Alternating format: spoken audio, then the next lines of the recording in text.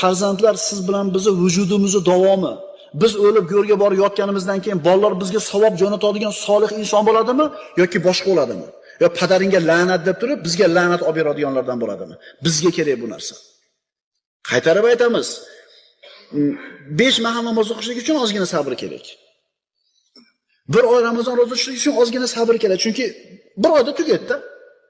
Haj uchun 3 kun amal. 3 kun sabr qilsangiz, ehnomdan chiqasiz, oddiy yuraverasiz. Ammo bola tarbiyasi, birodarlar, juda ham uzoq vaqt talab qiladi. 15 yil, 20 yil ketadi tarbiya qilishlikka bolani. Lekin agar mana shu ishni uddasidan o'tsiz, bilasizmi, mevasi qanaqa shirin bo'ladi. Bola 15 ga kirdi, 20 ga kirdi, bo'ldi, ishdan qutuldingiz, dunyo ishidan.